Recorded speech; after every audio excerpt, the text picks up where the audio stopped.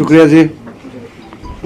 मैं बहुत संक्षेप में बताऊंगा क्योंकि बजट पूरा देश ने सुना है और बजट से देश के लिए क्या फ़ायदा है वो भी आप सबको मालूम है, इसलिए बहुत डिटेल से दोबारा बोलने का कोई ज़रूरत नहीं है।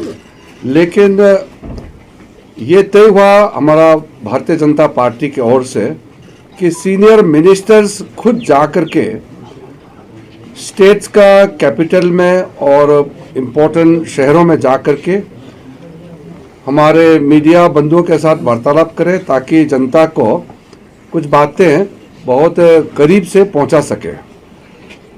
मैं बहुत खुश हूं कि आपके बीच में आने का मुझे फिर से मौका मिला। मेरे लिए जम्मू कश्मीर कोई नई नहीं है।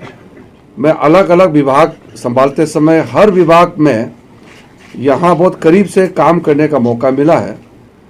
आज बजट के बारे में चर्चा करना है थोड़ा सा।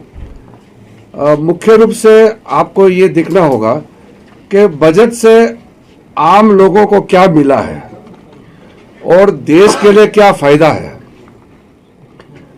इस साल का 2025 और 26 का बजट जो पेश हुआ वो हिंदुस्तान को 2047 में विकसित भारत डेवलप्ड इंडिया बनाने के लिए जो फाउंडेशन लगाना जरूरी है वो इस बजट में लगाया है।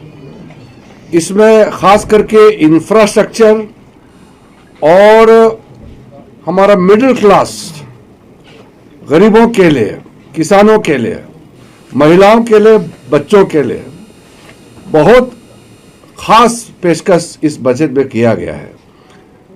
जम्मू कश्मीर में तो आप सबको मालूम ही है, जब से हमारे प्रधानमंत्री नरेंद्र मोदी जी 2014 में पदभार संभाला तब जम्मू कश्मीर का क्या हालत था और आज कितना तेजी से आगे बढ़ रहा है वो भी आप सबको मालूम है। इस बजट में सबसे पहले तो हमारा जो मिडिल क्लास है, जो सैलरीड क्लास है, जो मेहनत करके कमाते हैं, कोई करोड़पति, कोई मिलियनर नहीं, मिडिल क्लास बहुत सिंपल से अपना जिंदगी जीते हैं, उनके लिए हमारा देश का इतिहास में, हिंदुस्तान का इतिहास में इतना बड़ा रिलीफ और सपोर्ट ना कभी सोचा है ना कभी मिला है। जो नहीं सोचा और जितना मांग नहीं है उससे भी ज्यादा इस बजट में दिया है। लोग कहते थे कि जब हम लोग सरकार में आए तो 2 लाख छूट, टैक्स का छूट था, तो लोग एक्सपेक्ट करते कि 2 लाख से 2.5 लाख होंगे, 3 लाख होंगे। मोदी जी का समय में 2 लाख से 7 लाख तक ले गए, वो भी अपने आप में ऐतिहासिक है। लेकिन इस साल का बजट में 7 लाख से सीधा 12 लाख रुपया तक टैक्स फ्री करना। आप हर महीने अगर 1 लाख रुपया कमाते हैं तो आपको 1 रुपया टैक्स देने का आवश्यकता नहीं है। तो ये पूरा दुनिया में एक मिसाल है कि वेलफेयर सरकार अपने लोगों के लिए इतना बड़ा काम कर सकते हैं। ये एक चर्चा का विषय है दुनिया में, सिर्फ हिंदुस्तान में नहीं। और इसमें जो टैक्स का लैब्स है, अलग अलग लेयर्स है, वो डिटेल में कहेंगे तो बहुत लंबा हो जाएगा। लेकिन उसके बाद जो अलग अलग टैक्स का रिलीफ है, ये सिर्फ 12 लाख तक रिलीफ नहीं है, कई रिलीफ उसमें प्रदान किया गया है। तो आप लोग जैसे कि आप लोग कमाई करते हैं, फिर कमाई में जो टैक्स होता है, इंटरेस्ट में जो टैक्स होता है, इसमें भी छूट दिया गया है। आप अगर लोन लेता है या टैक्स एट द सोर्स जो डिडक्शन करता है उसमें कमी, हर लेयर में टैक्स का छूट इतना दिया गया है कि मिडिल क्लास अपना जिंदगी आराम से जी सके। और अभी इनकम टैक्स को लेकर के एक सिंप्लीफिकेशन, सरलता के लिए नया कानून हम लोग बना रहे हैं। परसों कमेटी बनाया और पार्लियामेंट्री एक सिस्टम होता है सेलेक्ट कमेटी बना करके इनकम टैक्स को भी बहुत सरल करने का मोदी सरकार ने निर्णय किया है। तो सबसे पहले तो हमारा मिडिल क्लास लोगों के लिए जो राहत दिया है उसके लिए मैं पूरा हमारे मिडिल क्लास कम्युनिटी को अभिनंदन करता हूं। मैं आपको बधाई देता हूं कि इतना बड़ा छूट इस बार मिला है। उसके बाद में जम्मू कश्मीर में एक विशेष परिस्थिति है। कश्मीर में तो आपने देखा है यहाँ लोग सेब उगाते हैं, हैंडलूम हैंडीक्राफ्ट जो छोटे छोटे बिजनेस करते हैं उनके लिए बहुत राहत इस बार मिला है।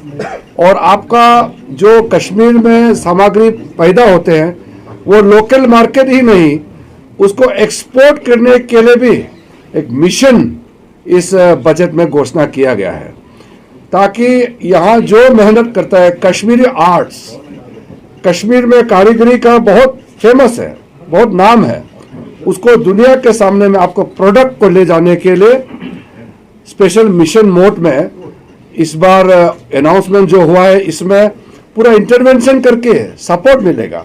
आपको लोन ले करके आप प्रोडक्शन में इंक्रीज करके आपका प्रॉफिट मार्जिन को तो इंक्रीज हो गया होगा, लेकिन साथ साथ में कश्मीरी आर्ट ये दुनिया का सामने में जाएगा। तो मैं मानता हूं कि ये बजट के बाद में यहाँ स्मॉल स्केल इंडस्ट्री और मीडियम इंडस्ट्री के लिए बहुत बड़ा एक रिवोल्यूशन आएगा पूरे आपका इंटर जम्मू कश्मीर में, और इस वैली में तो आपको बहुत ज़्यादा फायदा तुरंत देखने को मिलेगा।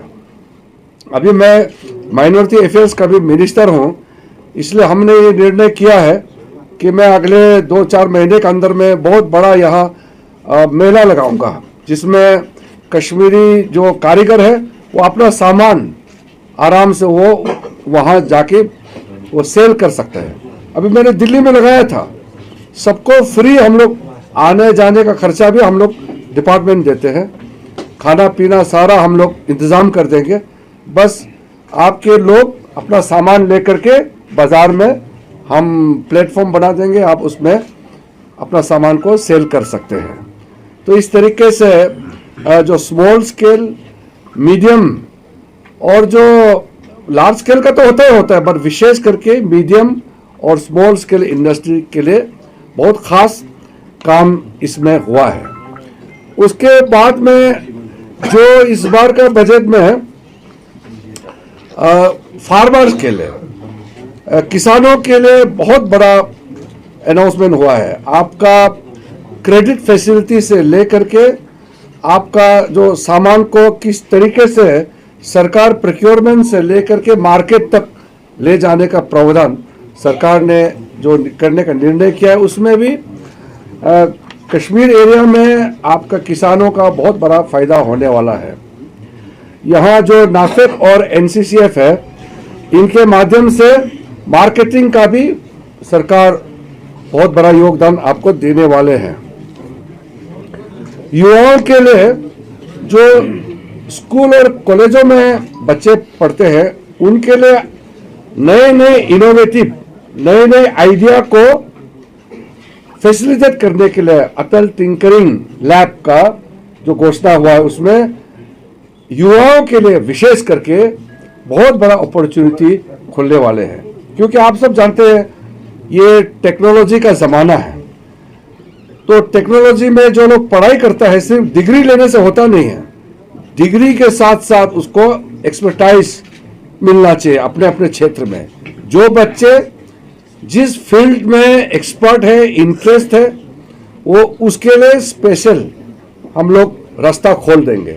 इसलिए देश भर में मेक इन इंडिया का जो नया नारा लगाया, उसमें आपको पूरा सहायता भारत सरकार से मिलेगा और राज्य सरकार के साथ तालमेल करके बहुत मदद मिलने वाला है। यहाँ आपके जो जम्मू कश्मीर में इंफ्रास्ट्रक्चर को लेकर के जो काम हुए हैं, मुझे बहुत लंबा इसमें बताने का आवश्यकता नहीं है। अभी कुछ 2-3 सप्ताह पहले प्रधानमंत्री मोदी जी खुद आकर के यहाँ टनल का इनॉग्रेशन हुआ।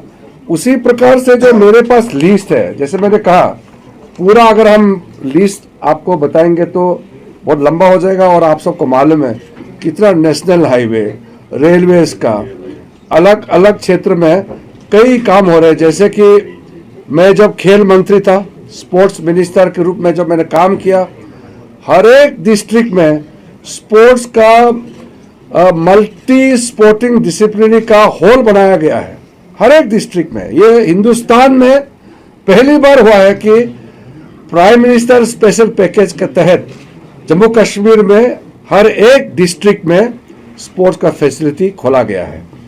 हमने विंटर स्पोर्ट्स का यहाँ आयोजन शुरू किया, अभी होने वाले हैं फिर गुलमर्ग में।